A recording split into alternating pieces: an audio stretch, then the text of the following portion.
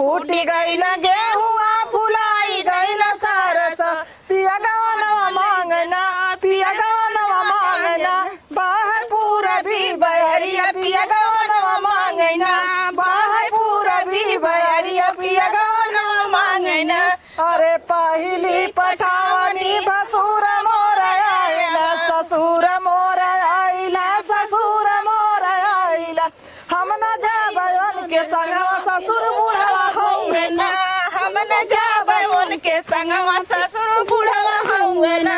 बाहर पूरा भी बहरिया पिया गवनवा मांगना बाहर पूरा भी बहरिया पिया गवनवा मांगना पकी दूसरी पठावनी भसुर मोर आवा बसुर मोर आइला बसुर मोर आइला हम न जाबै उनके संगवा भसुर छुटी हराऊंगा हम न जाबै उनके संगवा भसुर छुटी हराऊंगा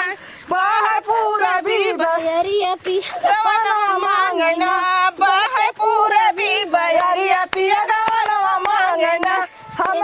बाहर पूरा भी बहरिया पिया गवनवा मांगना तीसरी पठावनी भवार मोर आइला देवार मोर आइला देवार मोर आइला हम न जाबै उनके संगवा देवर छिन रहौना हम न जाबै उनके संगवा देवर छिन रहौना बाहर पूरा भी बहरिया पिया गवनवा मांगना बाहर पूरा भी बहरिया पिया गवनवा मांगना चौथी पठावनी सैया बलाम मोर आइला चौथी पठावनी बलाम मोर आइला बलाम मोर आइला सजन मोर आइला हम त जाबै उनके संग हमर सैया बाटना हम त जाबै उनके संग सैया से जिया संगना हम त जाबै उनके संग सैया से जिया सुती है ना बाहर पूरा भी बहरिया पिया गवनवा मांगना कट करा पिया उधार हो पिया चित से उतरी गए के लई है पिया उधार हो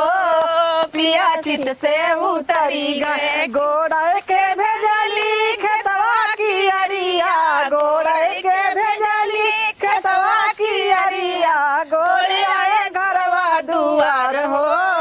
पिया चित से उतरी गए गोड़ आए घरवा दुआर हो पिया चित से उतरी गए के लई है पियवा उधार हो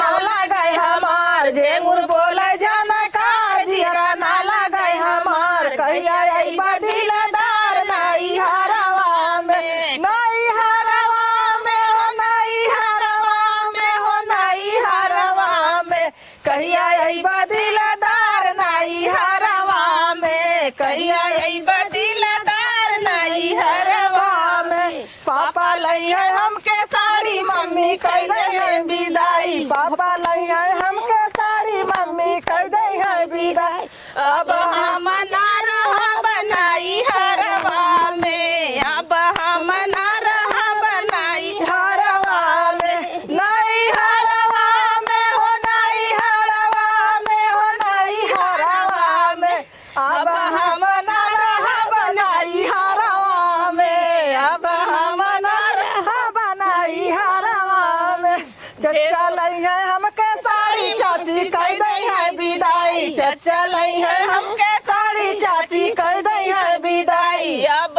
हम ना रहा बनाई हरवा में अब हम ना रहा बनाई हरवा में खाई खाई आमवा का मारला कुसुलिया दगिया डालला बालमा दगिया डालला बालमा हमरे धानी रंग चुनरिया दगिया डालला बालमा हमरे धानी रंग चुनरिया दगिया नवला बालमा हमारी धानी रंग चुनरिया दगिया नवला बालमा